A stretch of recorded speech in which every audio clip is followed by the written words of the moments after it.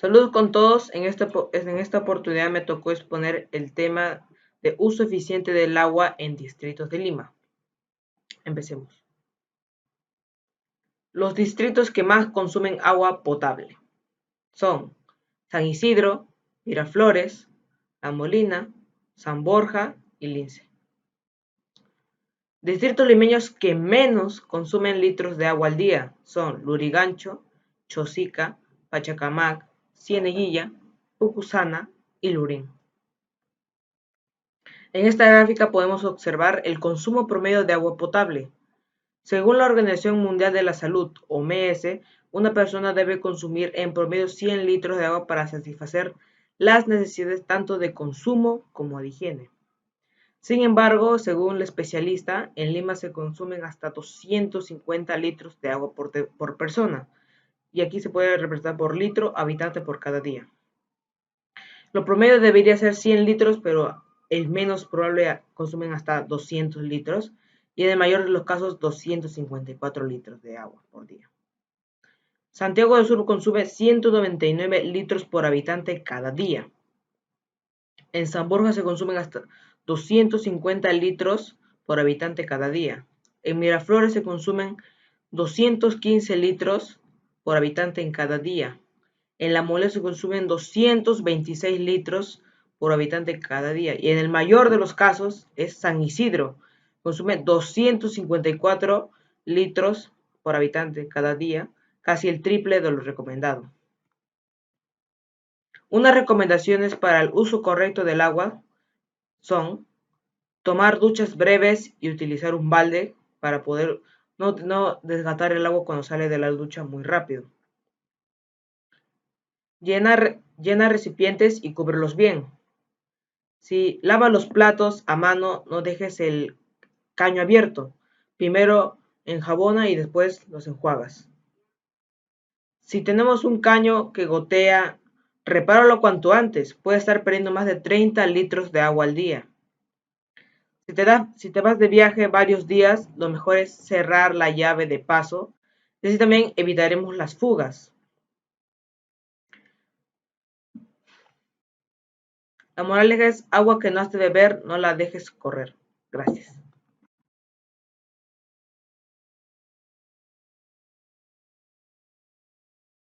Buenos días, Miss. Hoy voy a presentar propuestas para prácticas ecológicas. ¿Qué es la ecología? La ecología es la ciencia que estudia a los seres vivos con el medio en el que habitan. Muchos factores podrían dañar al ser humano, como la contaminación, el efecto invernadero, entre otros. Está en nosotros poder reducir estos factores. ¿Qué son las prácticas ecológicas? La intención se enfoca en no crear daño al medio ambiente y que el mayor daño posible se reduzca a través de nuestras interacciones con él. Lima y su contaminación. La capital peruana es una de las octavas ciudades más contaminadas en Latinoamérica. Lima generalmente produce 8.000 toneladas de basura al día, solamente siendo el 1% siendo reciclada.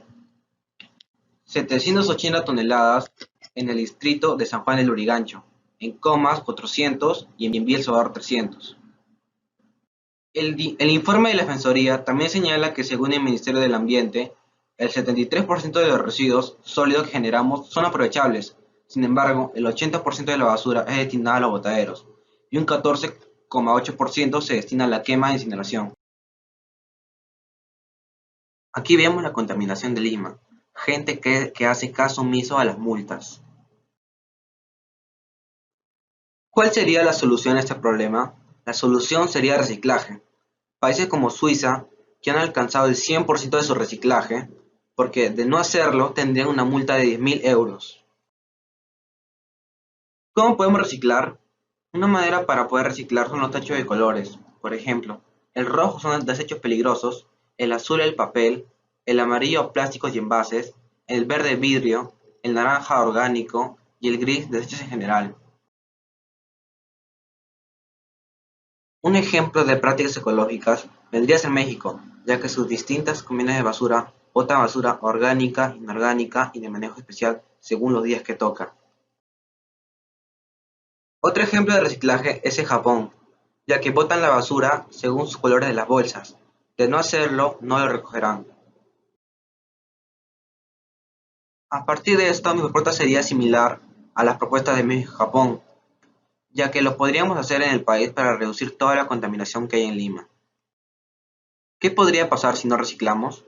Las consecuencias de no reciclar son realmente graves para nosotros, ya que podría haber deforestación, agotamiento de recursos naturales, entre otros, desaparición de ecosistemas, falta de espacio para el tratamiento de residuos y desaparición de los recursos naturales. La contaminación nunca debería ser el precio de la prosperidad. Con esto digo que las grandes empresas que contaminan, la búsqueda del petróleo, el consumo excesivo de los animales que puede dañar el ecosistema y el medio ambiente, la tala excesiva, podría causar todo esto. Por eso digo que nunca debería ser el precio de nuestra prosperidad. Y estas fueron mis fuentes de información.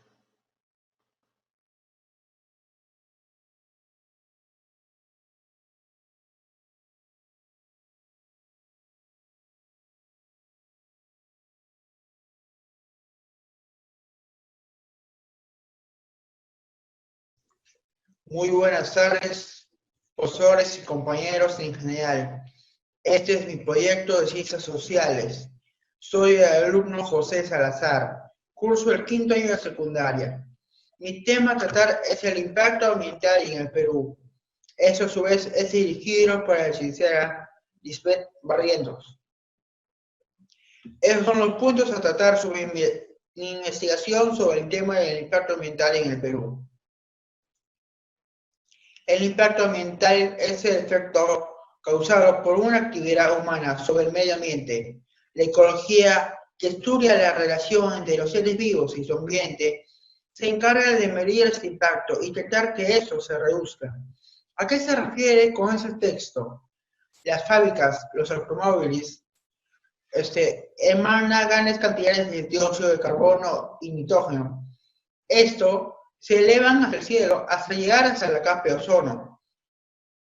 Cuando llegan a la capa de ozono, se junta con las partículas de los cúmulos de nubes, que a su vez, en un proceso natural, viene una lluvia. En este caso, científicamente sería denominado la lluvia ácida.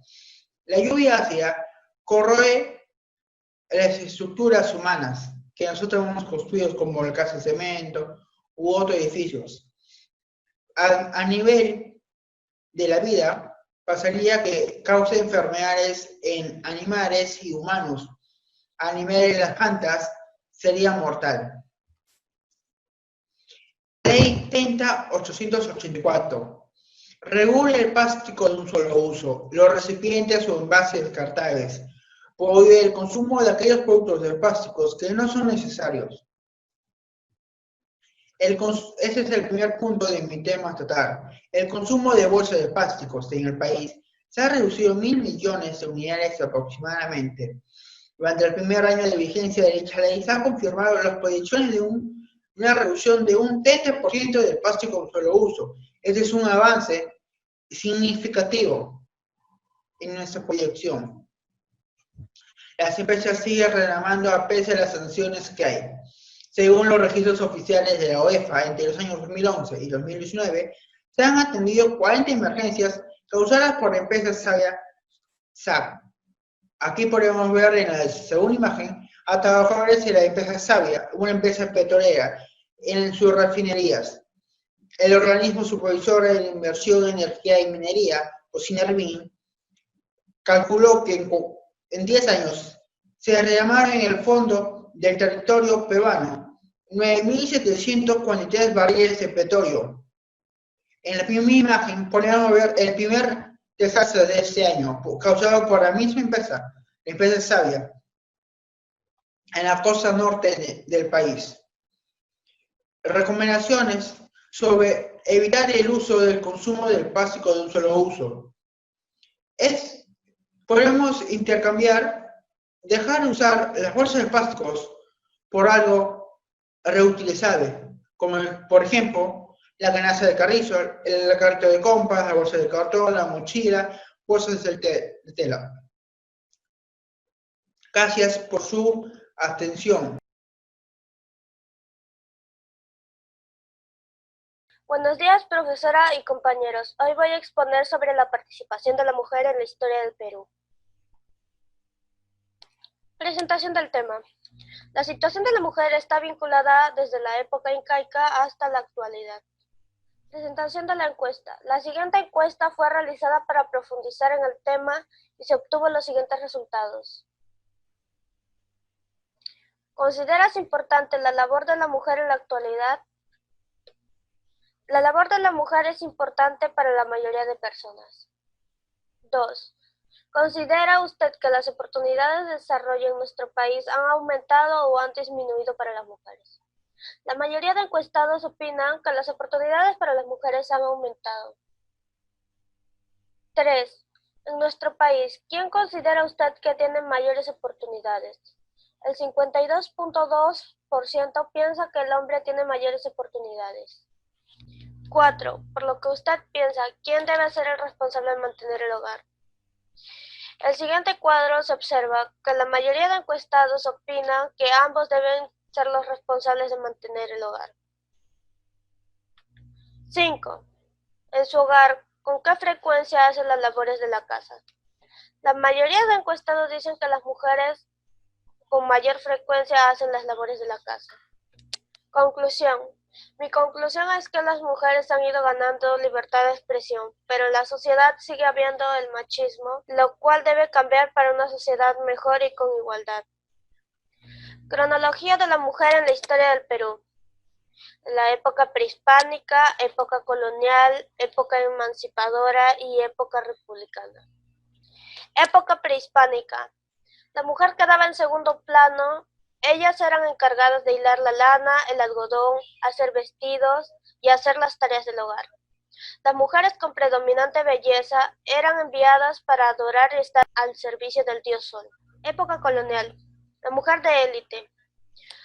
Tuvo como misión la conservación de las tradiciones y religiosidad del hogar. La mujer mestiza. Tuvo que dedicarse a labores productivas o de servicio.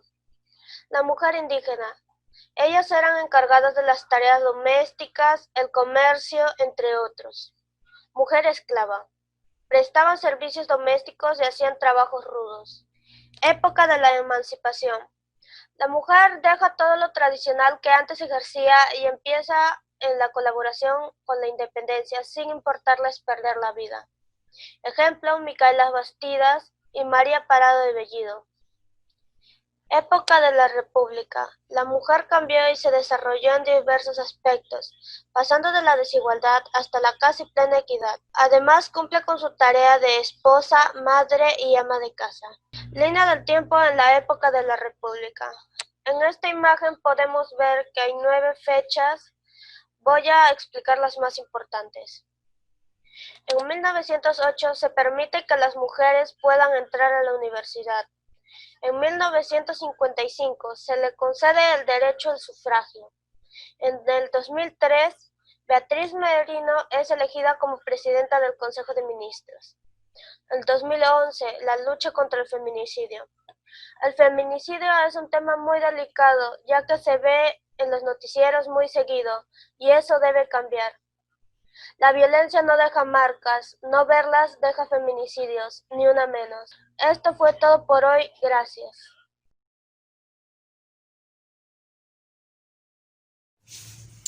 Buenas tardes con todos, mi nombre es Yanaya Calixtro. Mi nombre es Brigitte Ramos. Y somos del Aula Selecta. El día de hoy vamos a hablarles un poco sobre la corrupción en el Perú. El presente trabajo de investigación se realizó con la finalidad de que la comunidad educativa pueda conocer más a fondo este tema que es muy delicado hoy en día. Para poder elegir este tema, hemos realizado una encuesta a familiares, conocidos y compañeros que nos ayudaron a comprender cuál es la situación y cómo ellos entienden la corrupción en nuestro país. 1. En esta imagen podemos observar que casi el 50% de encuestados afirmó que la educación sí influye en cuán corrupta puede ser una persona. Y es cierto, muchas veces la formación que se da en casa influye en los valores que se implantan en una persona. Pero también vimos que el otro 50% afirma que la educación no influye. Viendo el porcentaje, podemos afirmar que las personas creen que está mal, solucionar problemas con una coima. Y creo que están en lo cierto, ya que debemos asumir la responsabilidad de los actos que cometemos. Más el 4% cree que esto está bien. 3. Podemos observar en el gráfico que el 98% de las personas afirman que sí es un problema para la sociedad. Y estoy de acuerdo con eso, ya que influye en el ámbito social y en el económico. 4. En este gráfico se observa que el 91% de los encuestados manifiesta que sí le ha afectado la corrupción. Y es que este tipo de actos está presente en nuestro día a día en todos los niveles sociales. Por ejemplo, cuando se realizan coimas para acceder a los puestos públicos o cuando se agarran el dinero del Estado para el beneficio propio. Este dinero que bien podría usarse para construir más obras que beneficien al pueblo. 5. Podemos observar que el 78% afirma que la corrupción está presente en las familias. Y estoy de acuerdo con ello, porque por ejemplo, al observar un acto indebido de algún familiar, decidimos quedarnos callados para protegerlo. Más el 22% cree que no hay. Podemos observar que el 67% de los encuestados afirman no haber realizado algún acto corrupto. Mas estos pueden ser tan comunes como el copiar en un examen, no pagarle a un conocido o hacer trampa al jugar. Y el otro 33% afirman sí haberlo cometido. 7. Podemos apreciar en el gráfico que el 75% afirman haber observado algún acto de corrupción, más el otro 25% niega haber observado tales actos. 8. Al leer las respuestas, hemos concluido que la mayoría de personas encuestadas ha podido presenciar algún tipo de coima. Por ejemplo, coima a los policías para que te dejen libre, a los jueces para salir exonerados de algún juicio, a los alcaldes para poder obtener algún puesto alto, o cuando los estudiantes se pasaban las respuestas en las tareas y los exámenes. 9. Los encuestados opinan que podríamos acabar con la corrupción inculcando los principios y valores desde pequeños, eligiendo bien a los políticos que nos van a representar, haciendo que el sistema legal sea más riguroso con las personas que han cometido algún acto de corrupción, haciendo que vuelva el servicio militar obligatorio y denunciar los actos corruptos que podamos presenciar. La historia de la corrupción. En la época del Perú virreinal tenían la obligación de colocar a su familia extensa en los más altos cargos de la política. En la época del Perú republicano encontramos muchos casos de corrupción. Sin embargo, hoy hablaremos solo de dos. Uno de ellos es el caso Fujimori. Fujimori es acusado por usurpación de funciones, secuestros, delitos de peculado, delitos de corrupción y cortinas de humo con los diarios Chicha. El caso Odebrecht en Perú se refiere al escándalo de corrupción protagonizada por la empresa constructora brasileña Odebrecht.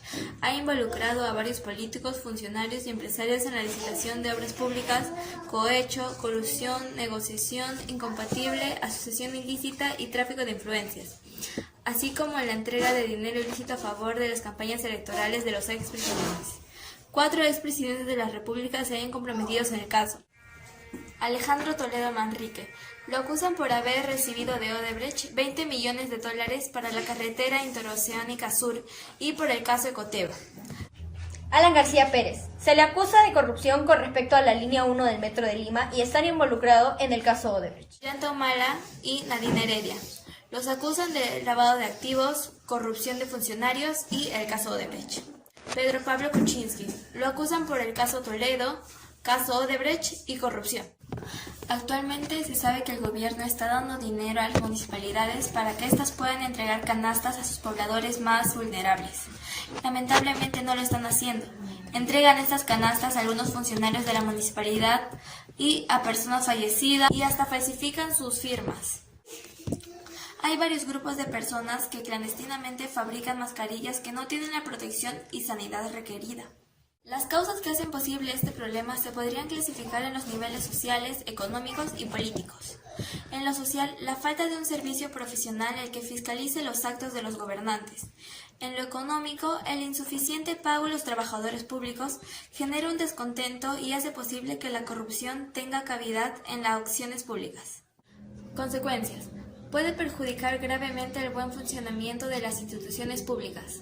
Muchas veces este tipo de soborno sirve para la manipulación de aprobación y no de leyes en beneficio de la corrupción.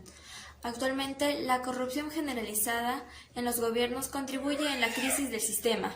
De todo esto podemos concluir que para poder tener un mejor país tendríamos que empezar educando bien en los hogares y las escuelas a las siguientes generaciones, ya que algún día ellos van a ser quienes nos representen. Y si queremos que lo hagan de una manera correcta, nosotros también debemos actuar así. Debemos tomar conciencia de la situación en la que nos encontramos. No debemos formar parte de la corrupción ni consentirla, ya que al no denunciar o corregir algún acto corrupto que presenciamos, estamos contribuyendo a que ésta siga creciendo. También debemos elegir bien a quienes nos gobiernan, investigar un poco más sobre cada candidato y no hacerlo de manera al azar. Las votaciones son algo serio y muchas personas se lo toman a la ligera sin pensar que esto también les perjudica a ellos. Luchemos juntos por un Perú sin corrupción. Gracias.